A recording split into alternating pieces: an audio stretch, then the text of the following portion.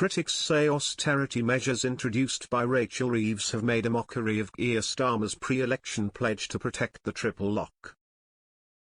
Labour has been accused of punishing pensioners. As it emerged, thousands will face an extra £17,000 in care home bills. Critics say the austerity measures introduced by Chancellor Rachel Reeves have made a mockery of Sir Keir Starmer's pre-election pledge to protect the triple lock. This is designed to ensure pensions keep pace with inflation, while experts warn the misery of older people being forced to sell their homes will continue. The government also faces a pensioners' revolt over the decision to end winter fuel payments for 9 million people, with campaigners warning many will go cold this winter as a result. Campaigners said the government had effectively broken its pledge to protect the pensions triple lock, which ensures pensions rise at least in line with inflation or earnings, because financial support for over 80s will actually fall by 3.2%. Dennis Reed, director of campaign group Silver Voices, said, "This is a reprehensible decision."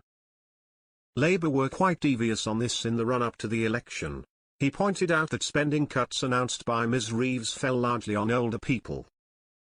Eamon Donaghy, chief executive of the National Federation of Occupational Pensioners, said, "The punitive approach being taken by the Chancellor is deeply troubling." Ms Reeves last week axed plans for an £86,000 cap on the amount anyone in England would have to pay for personal care. The reform, due to come into effect next year, was designed to protect people who develop conditions such as dementia from sky-high care costs, but the Chancellor said it was unaffordable because an audit of government spending had revealed a £22 billion hole in the public finances.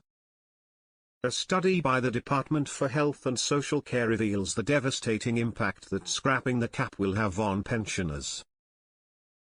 An impact assessment produced by the department shows that almost 20,000 people in care would have benefited from the cap at any given moment once it was fully operational.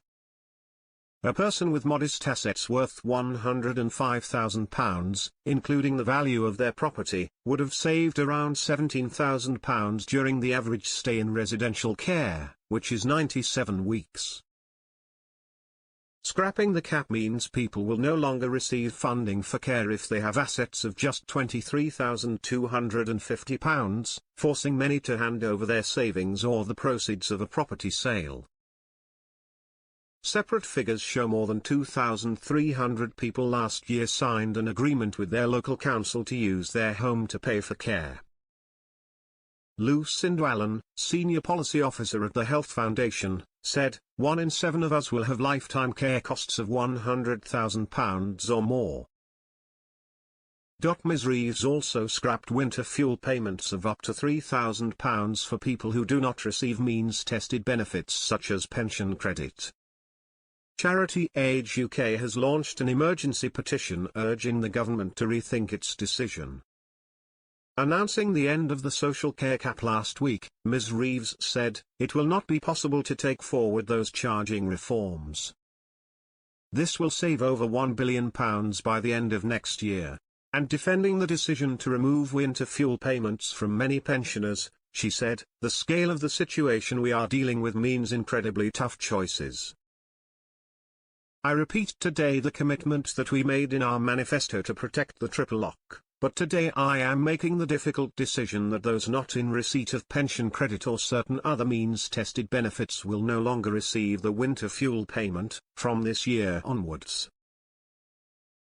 She insisted, "Let me be clear, this is not a decision I wanted to make, nor is it the one that I expected to make, but these are the necessary and urgent decisions that I must make."